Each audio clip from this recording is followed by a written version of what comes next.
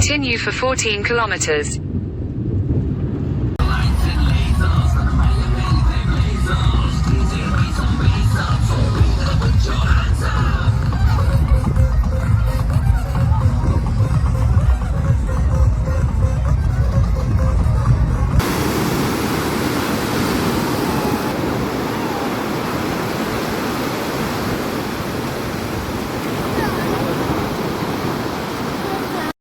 Hello guys, welcome to the first ever travel series vlog in our channel. Shruth, welcome.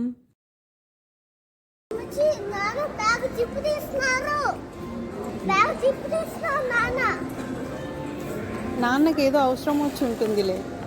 మేము Hyderabad to Goa travel చేస్తున్నామండి. హైదరాబాద్లో మాకు 12:50కి flight ఉంది మధ్యాహ్నం. మీరు చూస్తున్నట్టే మేము ఎయిర్పోర్ట్ రీచ్ అయిపోయాము. చెక్ ఇన్ అంతా ఫినిష్ చేసేసుకొని బోర్డింగ్కి రెడీగా ఉన్నాము. మేము మా ఓన్ వెహికల్ వచ్చామండి. ఇక్కడ ఎయిర్పోర్ట్లో మనం పార్క్ చేసుకోవచ్చు. మ్యాక్సిమం మీ అందరికీ తెలుసు, పర్ డే వచ్చేసి 500 రూపీస్ ఉంటుంది పార్కింగ్ స్పేస్ రెంటల్. ఇంకా బోర్డింగ్ అయిపోయిన తర్వాత మా చిన్నోడు ఎక్కేసాడు. వాడికి ఫస్ట్ టైం ఫ్లైట్ అనమాట. చాలా అన్ఈజీగా ఉన్నాడు తను. కొంచెం నాసియేటింగ్ ఫీలింగ్ కూడా తనకు వచ్చింది. బట్ రిటర్న్ ఫ్లైట్లో మొత్తం సెట్ అయిపోయాడు అండి. ఫస్ట్ టైం కదా, అందుకని అలా అనిపిస్తుంది. మేమేమో పలకరించడానికి ట్రై చేస్తున్నాము. ఈ సిరీస్లో మీకు north Goa and south Goa గురించి ఫుల్ ఇన్ఫర్మేషన్ ఉంటుందండి. మ్యాక్సిమం విత్ ప్రైసెస్ కూడా చెప్పడానికి ట్రై చేస్తాను. అండ్ మేము ఏమైతే ప్లేసెస్ వెళ్ళలేకపోయామో వాటి గురించి కూడా ఇన్ఫర్మేషన్ ఇవ్వడానికి ట్రై చేస్తాను. సో ఈ గోవా సిరీస్ మొత్తం మిస్ కాకుండా చూడండి. మనం ఏ ట్రిప్కి వెళ్ళాలన్నా ఫస్ట్ మేజర్గా చూసుకోవాల్సింది ఫ్లైట్స్, హోటల్స్. ఇది అయిపోతే హాఫ్ బడ్జెట్ అయిపోయినట్టే. ఇక్కడ మాకు హైదరాబాద్ నుంచి ఫ్లైట్స్ వచ్చేసి పర్ హెడ్ 4,000 రూపీస్ పడిందండి. సో 12,000 ముగ్గురం కాబట్టి 24,000 to 25,000 అలా పడింది మాకు ఫ్లైట్స్. అండ్ హోటల్స్ వచ్చేసి అరౌండ్ 13,000 to 14,000 అట్లా అయినాయి. సో మనము ఇక్కడ నుంచే హోటల్స్, ఫ్లైట్స్ బుకింగ్ చేసుకుంటే మంచిది, అంటే మనకి ఫ్రీగా ఉంటుందని. ల్యాండ్ అయిపోయి క్యాబ్ తీసుకున్నామండి మేము. అన్నిటికీ నాసియేటింగ్గా ఉండడం వల్ల మేము ల్యాండింగ్ షూట్ చేయలేదు. ఇప్పుడు క్యాబ్ తీసుకొని నార్త్ గోవాకి వెళ్తున్నాము. మా రూమ్ నార్త్ గోవాలో కలంగూట్ ఏరియాలో తీసుకున్నాం అనమాట. సో నా సజెషన్ ఏంటంటే రూమ్స్కి అంత ఎక్కువ పెట్టద్దని, ఎందుకంటే మనం ఓన్లీ నైట్ పడుకోవడానికే కదా ఉండేది. సో మన బేసిక్ ఎమ్యూనిటీస్తో కొంచెం కంఫర్టబుల్గా ఉండేలా చూసుకుంటే చాలు. మేమైతే అలానే ప్రిఫరెన్స్ చూసుకున్నామండి. గోవాలో 2 ఎయిర్పోర్ట్స్ ఉన్నాయండి. Dabolim international airport, Manohar international airport.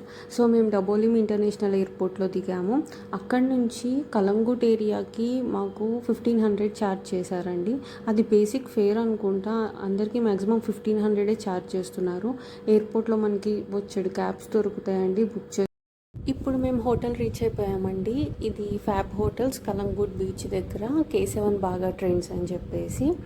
ఇప్పుడు కొంచెం ఫ్రెష్ అయిపోయి లంచ్ చేసేసి ఒక స్కూటీ రెంట్కి తీసుకొని నియర్ బై బాగా అండ్ కలంగుట్ బీచెస్ చూసుకుందామని అనుకుంటున్నాము నైట్ అయిపోయేలోపు. ఈ రూమ్ 3,000 అండ్ చేంజ్ పడిందండి పర్ డేకి వచ్చేసేసి. మేము 3 days ఉన్నాము. నెక్స్ట్ వచ్చేసి స్కూటీ హోటల్ వాళ్ళే అరేంజ్ చేశారు మాకు. ఇది డేకి 500 రూపీస్ తీసుకున్నారు. బయట మనకి ఇంకా 300 రూపీస్కే స్కూటీస్ దొరుకుతున్నాయి అని చెప్పేసి బోర్డ్స్ చూసాము.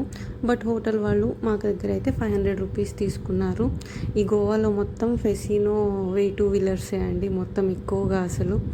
ఇప్పుడు ఇది తీసుకొని చక్క బాగా బీచ్కి అండ్ కలంగుట్ బీచ్కి చూసేసుకున్నాము. డిన్నర్ వచ్చేసి మేము బాగా బీచ్ అండి ఇది. బాగా బీచ్లో మేము షాక్లో డిన్నర్ చేసాము. సో ఆ డిన్నర్ అదంతా ఏమీ షూట్ చేయలేదు. ఫుడ్ కాస్ట్లీగా ఉంది కానీ చాలా టేస్టీగా ఉందండి. బయట హోటల్స్ వాటికన్నా నాకు ఇక్కడ షాక్ ఫుడ్ అయితే క్వాలిటీ అనేది బాగా ఉంది అని అనిపించింది. ఇక్కడ ఫుడ్ అయితే మేము రిటర్న్లో కూడా మళ్ళీ తిందాం అనుకున్నాం. నాకు తెలిసిందే కదా నైట్ లైఫ్ అంటే నార్త్ గోవా, సౌత్ గోవా అంటే ప్లెజెంట్ బీచెస్. బాగా హడావుడిగా ఉందండి. టీటోస్ లేన్ మాత్రము ఈ బాగా beach, Calangute beach night life అసలు హై లెవెల్లో ఎంజాయ్ చేస్తున్నారు అందరూ. అంతే అండి, ఈ డే 1 వ్లాగ్ ఇక్కడితో ఎండ్ చేస్తున్నాను.